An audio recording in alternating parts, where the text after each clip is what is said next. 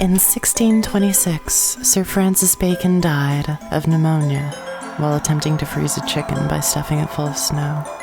On the 11th of July, 1804, Alexander Hamilton, former U.S. Secretary, was shot to death by U.S. Vice President Aaron Burr in a pistol duel. In 1984, Jim Fixx, the man famous for popularizing jogging, died of a heart attack. Come on, you know this one. While jogging. In 1994, Jeffrey Dahmer, mass murderer, was beaten to death with a broomstick by a fellow inmate at the Columbia Correctional Institute. As humans, our deaths could occur at any time. If we're lucky, we'll die doing something that we love, like Jim Fixx and his jogging, or I suppose Francis Bacon and his chicken. Alas, death is never predictable. And nobody ever dies of a broken heart, right? In the late 18th century, when Peter Labilliere, a handsome and bright young London tutor, fell in love, it was with a woman who wanted nothing to do with him. Despite his loving overtures, she refused him coldly. Not long after, with her rejection still fresh in his mind, he forsook teaching forever and joined the Marines.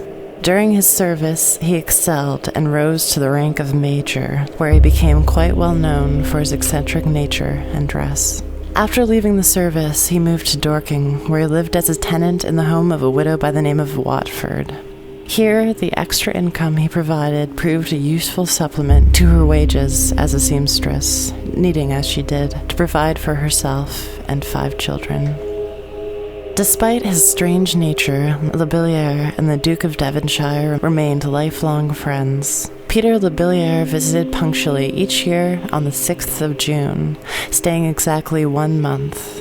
Unusually, his visit in 1799 was extended to 3 months. Upon returning home, he informed his landlady that he had come back to live and die with her, and that he would depart this life 9 months to the day. Almost immediately, his health began to fail, and as the fateful day approached, he began to suffer greatly. On the predicted day, he stretched out his arms, gently folded them, and died. Major Peter Labilliere was to be buried on Box Hill in Surrey. The Major himself had obtained permission from then-owner Henry Peters to be buried upon his favorite spot, where he had passed long periods in meditation by the side of the hill. As a matter of fact, on one such visit he had lost his footing, falling into the dense undergrowth and losing the sight of one eye, but even that hadn't changed his opinion of the place. But this wasn't the end of his list of burial requests. Labilliere's grave had been dug days earlier, resembling a well. The Major had insisted on being buried 100 feet beneath the surface of the earth, facing downwards towards its center. On the morning of his funeral, the 11th of June, 1800, 2 carts, one laden with sprigs of box and the other with sprigs of yew, passed through the town. All who so desired were encouraged to avail themselves of the evergreens as they made their way to the burial, where the 2 young children of his landlady, whom he had been educating in religious matters, danced on his coffin. The sprigs of yew and box, believed in darker times to represent both immortality and a safe passage into the afterlife, were then tossed into the grave before the inverted remains of the Major were placed upon them. In 1809, American General Anthony Wayne's only son Isaac made the 900-mile round trip from Wayne, Chester County to Presque Isle to retrieve his father's remains. Originally buried in an oak coffin on Presque Isle, a peninsula off Lake Erie, western Pennsylvania, Anthony Wayne was dug up. Upon exhuming his body, they found him remarkably well preserved, despite being buried in the wet, moist soil of a small island.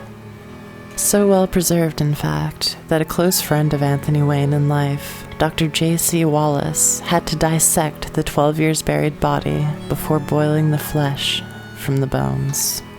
Wayne's son then took his father's bones back to native Chester County to bury them in a family plot. his flesh once more buried in Presque Isle soil, where it rests till this day. What did these men have in common? Both the English major Peter Labilliere and the American general Anthony Wayne served in the American Revolutionary War at the same time. They even died within 3 short years of each other. Both had long, successful military careers plagued by rumors of eccentricity, but the clearest connections are in their elaborate burial rites. In the way Anthony Wayne's well-preserved corpse was disassembled 12 years after its initial burial, and the parts were divided amongst 2 graves, hundreds of miles apart from each other. In the way Peter Labilliere, a dedicated man of faith, ensured that his 100-foot-deep grave was to be filled with sprigs of yew and box, plants believed to help a soul travel from one world to the next, before his body was placed upside down in the deep pit and buried. It almost seems as if great pains had been undertaken on behalf of both men to ensure that their bodies could never rise once more from their graves. As if each had seen something amongst the chaotic fires of the Battle of Paoli, or rotting in the deadly prison ships of New York, that had made them think such a thing were possible, to have seen it so clearly that they could predict to the day when their ends would come. But no, death is sudden, unpredictable, and no one ever dies of a broken heart.